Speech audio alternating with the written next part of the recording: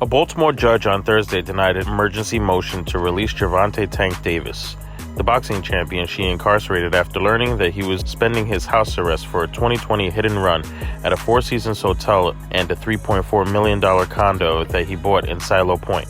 Circuit Judge Althea M. Handy rejected the request to schedule a hearing and modified Davis's sentence in a one-sentence order.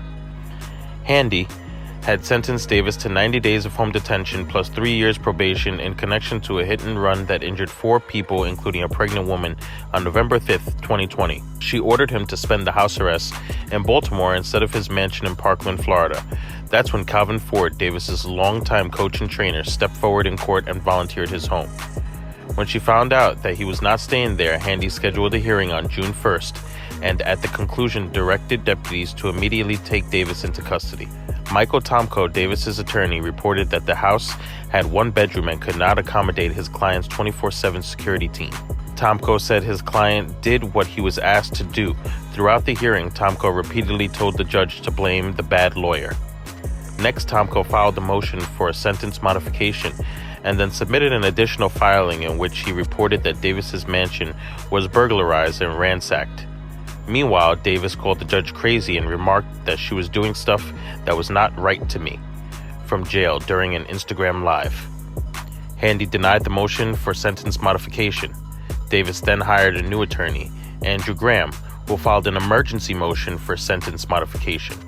Graham wrote that Davis did not intend to disobey a court order and stated that any error was lack of advice from his prior counsel that gave him this advice. Davis has to maintain a strict training regimen to remain at the top of his game, Graham said.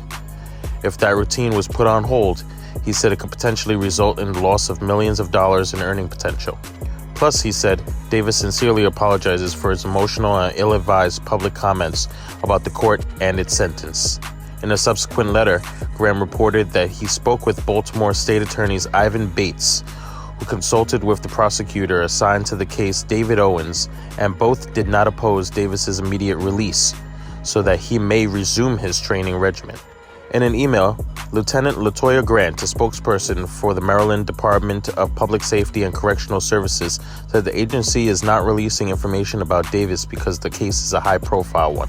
Davis, 28 years old, who grew up in West Baltimore, has a perfect record of 29 wins, 0 losses with 27 knockouts. He declared himself as the face of boxing after defeating Ryan Garcia in a fight in April in Las Vegas.